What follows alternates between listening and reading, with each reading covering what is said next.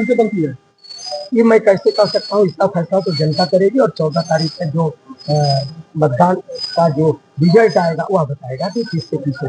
Social media पर कार्यकर्ताओं में भी काफी आक्रोश देखा जा रहा है। देखिए, जहाँ तक सोशल मीडिया के आक्रोश की बात है, कार्यकर्ताओं ने कहीं आक्रोश नहीं है। विपक्ष हमेशा किसी भी दल के विरुद्ध में एक तरह का कुछ ना कुछ मुद्दा बनाने का काम करता है। तो चुनाव में तो मुद्दा बनते ही रहता है, उस मुद्दा का कोई मतलब नहीं है। वह एक षड्यंत्र की तरह लोग करते रहता है एक दूसरे का वोट प्रभावित करने के लिए। लेकिन इसका फैसला तो जनता 14 तारीख का जो निर्णय आएगा उसमें सुनाएगा कि यह उसका मुद्दा सही था या गलत। आपको लेकर के सोशल मीडिया पर लोग कह रहे हैं कि पैराशूट प्रत्याशी को बीजेपी उतार दिया, कि महागठबंधन उतार दिया। मैं सबसे पहले ये कहना चाहता हूँ कि मैं पैराशूट नहीं हूँ। मैं 34 साल से भारतीय जनता पार्टी का सेवा कर रहा हूँ और जमीन से लेकर के प्रखंड, जिला, प्रदेश, दूसरे प्रांतों में भी मैं जाकर के काम करने का काम किया है। निरंतर काम कर रहा हूँ और टिकट का भी जो निर्णय हुआ उसके पहले मैं दूसरे प्रदेश में जाकर पार्टी के लिए काम कर रहा था। मुझे एकाएक सूचना दी गई कि आपको नरकटियागंज का प्रत्याशी बनाया गया है। पार्टी ने मुझे पैराशूट नहीं समझा, कार्यकर्ताओं ने पैराशूट नहीं समझा और जनता भी मैं समझता हूं कि 14 तारीख को पैराशूट के रूप में नहीं। जीतने के बाद सर क्या विजन रहेगी आपके?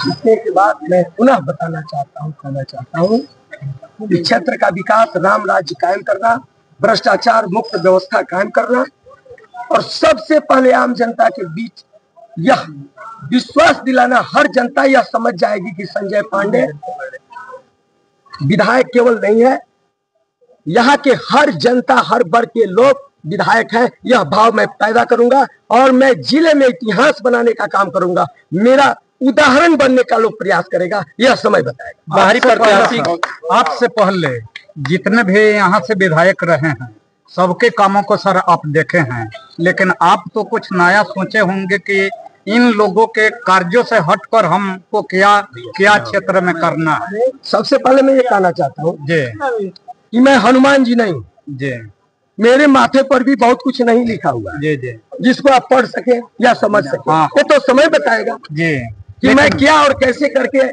यहाँ की जनता की सेवा कर रहा हूँ। लेकिन आपके मन के बात हम लोग जानना चाहते हैं कि क्षेत्र में क्या क्या करने वाले हैं जीतने के बाद। देखिए, क्षेत्र का विकास, कल्याणकारी योजना, राज्य और केंद्र सरकार की योजना, वो तो एक जमीन तक पहुंचाने का काम, यह तो एक प्रक्रिया के तहत ये होता है, होता रहेगा।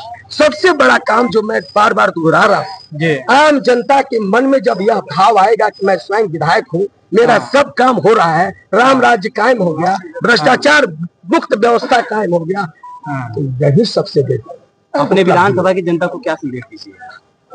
मैं यहाँ की जनता से संदेश क्या देना है, पहले उनसे आशीर्वाद मांगूंगा। पहले वो हमको आशीर्वाद दे, फिर यह उनका सेवक सेवा भाव के साथ क्या करता है मैं दिखाने का। अच्छा, यहाँ की जनता संजय जी 34 बरस से आप लगे हुए हैं बीजेपी में और आपको अब जाके समय मिला है, बहुत लंबे समय के बाद समय मिला है।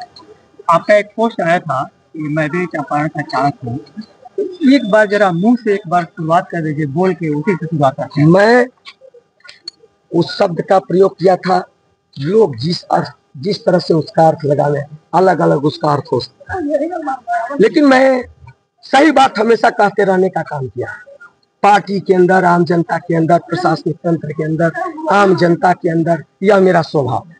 मैं राजनीति को व्यवसाय का साधन नहीं बना करके सेवा भाव से मैं काम करूंगा।